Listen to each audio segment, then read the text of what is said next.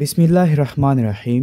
প্রিয় দর্শক, আজ আপনাদের দেখানোর চেষ্টা করব বগুড়া জেলার শিবগঞ্জ উপজেলায় অবস্থিত ঐতিহাসিক মহাস্থানগড়ের কিছু প্রত্নতাত্ত্বিক নিদর্শন।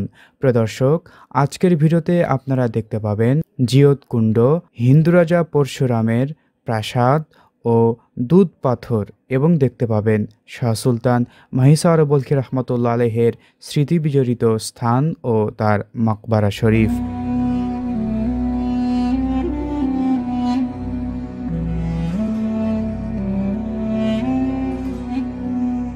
আপনি যদি আমাদের চ্যানেলে নতুন হয়ে থাকেন, এখনই আমাদের চ্যানেলটি সাবস্ক্রাইব করে পাশে থাকা বেল বাটনটি অন করে দিন নিত্য নতুন ভিডিও পেতে।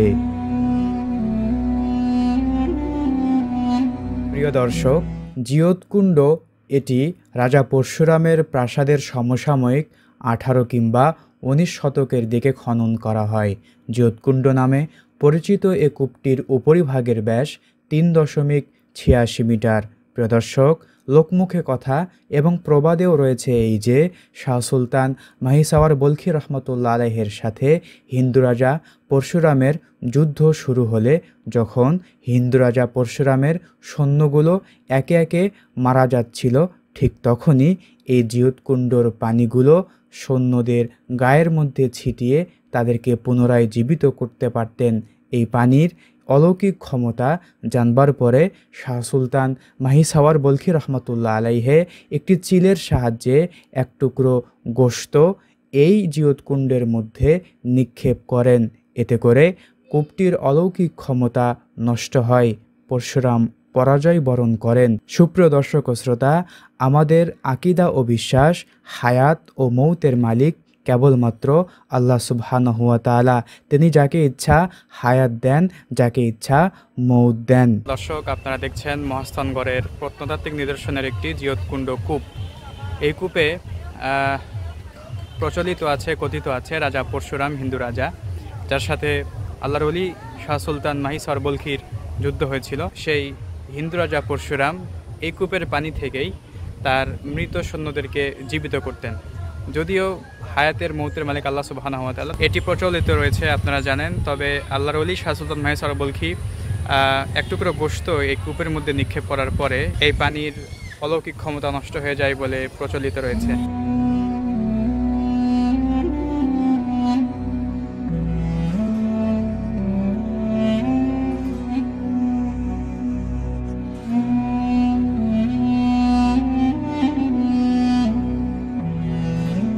দর্শক, এখন আপনাদের দেখানোর চেষ্টা করব আল্লাহর ওলি শাহ সুলতান মাহিসাওয়ার বলখি রহমতুল্লাহ আলাইহের সাথে হিন্দু রাজা পরশুরামের যুদ্ধ হয়েছিল। সেই হিন্দু রাজা পরশুরামের প্রাসাদ মহাস্থানগড়ের অনেকগুলো প্রত্নতাত্ত্বিক নিদর্শনের মধ্যে এটি অন্যতম, যে রাজা পরশুরাম কিন্তু এই জায়গাতে থাকতেন। এটি ছিল তার বাসভবন, এটি তার প্রাসাদ। আমরা আপনাদেরকে দেখানোর চেষ্টা করব ইনশাআল্লাহ। প্রিয় দর্শক, হিন্দু রাজা পরশুরাম তার এই প্রাসাদের মধ্যে 4টি মহলের অস্তিত্ব পাওয়া যায়। এই মহলগুলোতে প্রবেশপথ সহ বেশ কিছু ঘর, সোপান শ্রেণী, সীমানা প্রাচীর এবং পূর্ব ও পশ্চিমে 2টি প্রবেশদ্বার তথা গেট আবিষ্কৃত হয়েছে।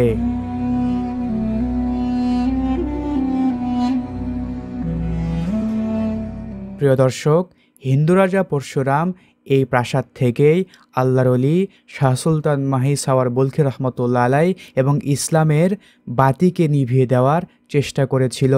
আজ সেই সুমহান ইসলামের বাণী গোটা বঙ্গে ছড়িয়ে পড়েছে, কিন্তু হিন্দু রাজা পরশুরামের অস্তিত্ব দুনিয়া থেকে বিলীন হয়ে গেছে।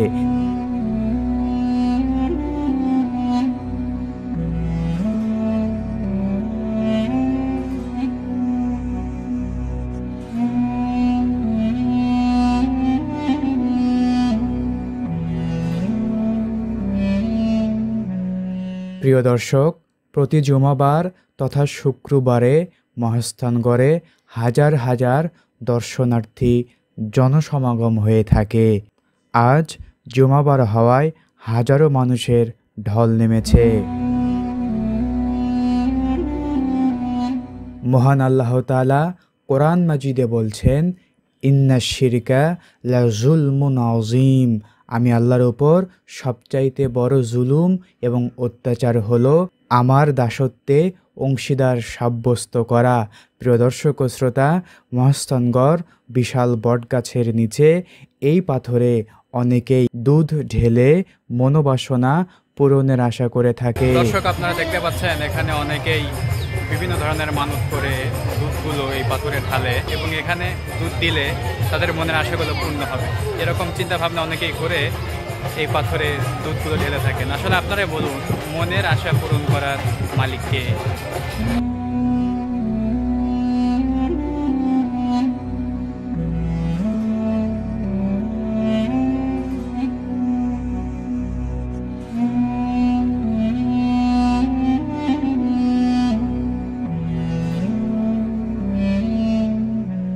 প্রিয় দর্শক, ৬১ হিজরিতে ইমাম হুসাইন রাদিয়াল্লাহু তাআলা আনহু সপরিবারে ফোরাত নদীর তীরে অবরুদ্ধ থেকে শাহাদাত বরণ করেছিলেন কেন, সেই প্রশ্নের উত্তর আমি আপনাদের কাছে রাখতে চাই।